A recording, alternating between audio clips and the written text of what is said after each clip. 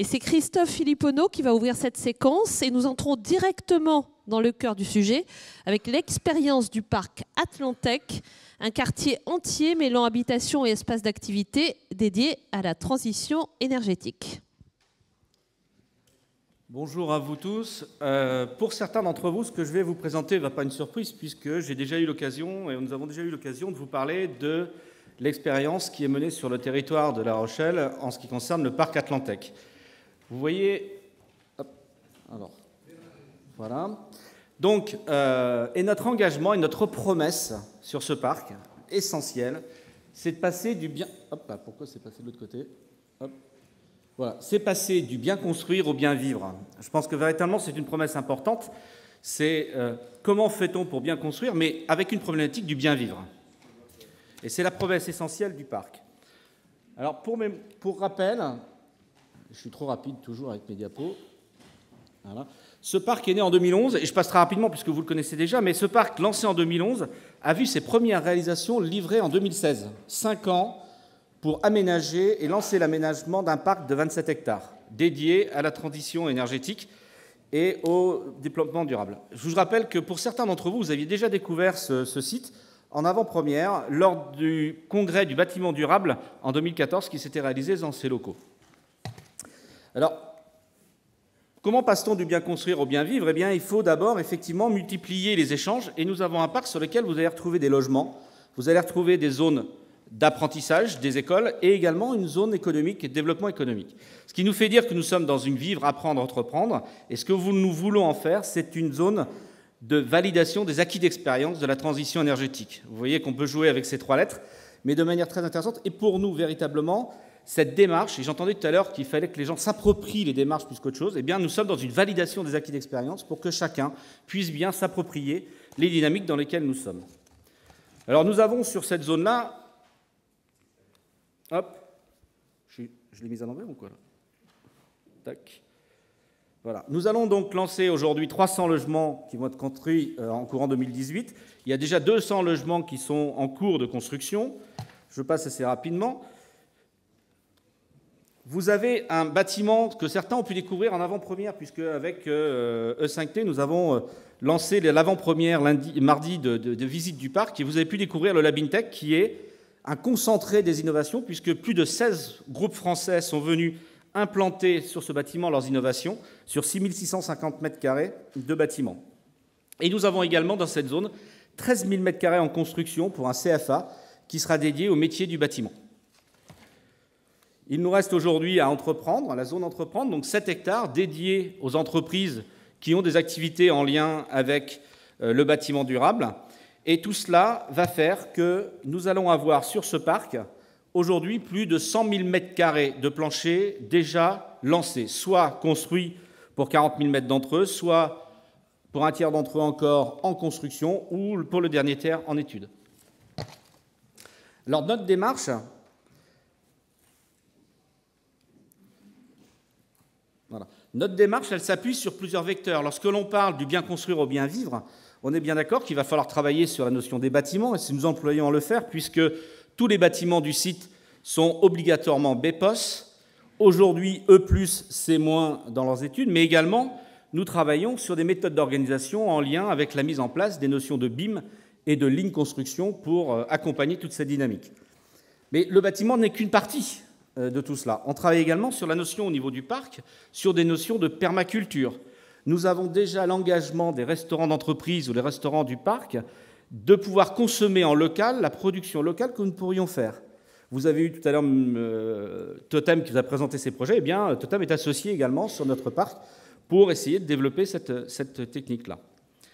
Donc nous passerions effectivement de la production locale à la consommation locale. Ensuite, une fois que nous avons fait ça, eh bien, on va travailler sur le recyclage. On va mettre en place ce qui a déjà été fait sur une autre zone de La Rochelle avec Biotop, eh bien, travailler sur la gestion des déchets, sur l'économie circulaire par rapport à tout cela. Et donc, on va travailler sur toute cette partie recyclage, réutilisation des matériaux, etc.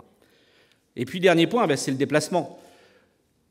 Qu'est-ce que bien vivre sans notion du déplacement? Donc, nous travaillons également sur toute la notion déplacement électrique, hydrogène, avec soit des véhicules type, nous avons aujourd'hui des accords pour développer des scooters, mise en place de scooters hydrogène. Nous travaillons également pour des recherches de partenariat sur des véhicules. Nous travaillons avec les vélos qui sont produits dans la Nouvelle-Aquitaine à propulsion hydrogène pour effectivement donner des solutions, puisque si nous voulons faire des changements de comportement, il faut trouver des solutions palliatives aux solutions qu'aujourd'hui on voudrait voir, peut-être pas disparaître, mais réduire. Et tout ça, eh bien, on prend le thème de l'énergie pour le conduire, pour l'accompagner, puisque aujourd'hui tout le monde sait, tout le monde comprend qu'il faut transformer notre lien avec l'énergie. Eh bien, c'est le lien que l'on trouve dans cet ensemble de problématiques. Et je vais vous parler tout de suite de la chaîne énergétique que nous allons mettre en place. Mais ce qu'il faut bien savoir, et c'est les interventions de ce matin qui m'ont fait aussi réagir et mettre en exergue ce que l'on pensait, c'est qu'on va mettre en place au niveau de ce parc un comité d'animation pour les personnes qui vont habiter, utiliser ce parc-là. Nous avons la chance d'être sur un parc qui est en développement, et il faut savoir qu'aujourd'hui, nous sommes à peu près 600 personnes sur ce parc, et à l'échéance de septembre 2018, nous serons 2500. Donc nous allons mettre en place un comité au niveau du parc pour animer les relations inter-occupants, pour développer les solutions en commun et que chacun se les approprie et soit acteur de ces solutions. Nous travaillons déjà avec le Crédit Agricole qui est sur le parc. Eh bien, nous allons y associer également les gens du CFA et toutes les personnes parties prenantes sur notre opération. Et toujours dans une volonté et une dynamique qui est de dire ce n'est pas pour nous, mais c'est bien pour expérimenter, faire connaître, faire reconnaître et ensuite pouvoir développer et partager avec d'autres. Vous avez d'ailleurs pu voir que, pour ceux qui étaient avec nous mardi en préambule, nous avons des accords de partenariat avec le port atlantique de La Rochelle, mais également avec le syndicat des énergies du 24 de la Dordogne, puisque nous voyons bien que nous avons des synergies et des problématiques communes à partager. Et tout ça, ça se traduit par, effectivement, notre boucle énergétique. Donc notre fameuse boucle énergétique où tout le monde va devenir producteur d'énergie, consommateur d'énergie, sur une boucle gérée qui va pouvoir avoir, donc tout le monde va pouvoir produire, tout le monde va pouvoir consommer. Nous allons y associer une ferme solaire, nous allons pouvoir y associer une ombrière. Et notre ambition, c'est que les 4 mégawatts qu'à terme le parc est capable de produire, il n'y ait pas un électron qui quitte le parc.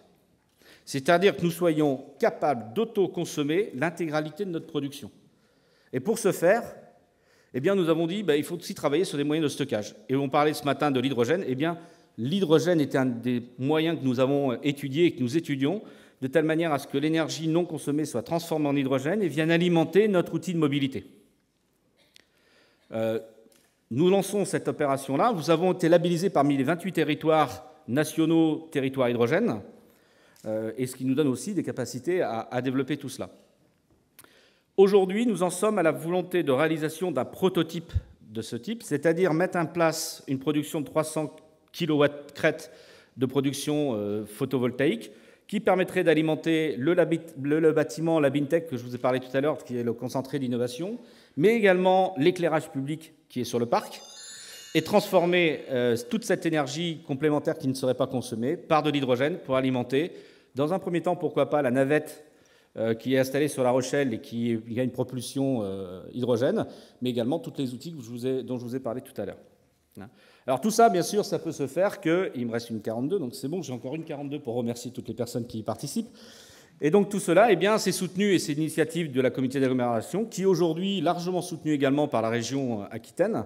Et je remercie Françoise qui nous soutient énormément dans ce domaine-là. Mais également avec l'investissement de la Chambre de commerce de La Rochelle, de la Chambre des métiers. Et vous voyez qu'on veut vraiment que ça soit un produit, quelque chose qui soit partagé par le plus grand nombre. Et nous avons, par rapport à tout ça, eh bien, un ensemble d'industriels qui nous contribuent aujourd'hui à notre dynamique, à la volonté d'apporter aussi leurs connaissances, leur capacité d'innovation, pour que nous puissions l'installer, en profiter sur le parc et démontrer de l'efficience de toutes ces solutions. Voilà ce que je peux vous dire. J'ai 57 secondes d'avance sur le planning. Formidable. Et je vous remercie de votre écoute.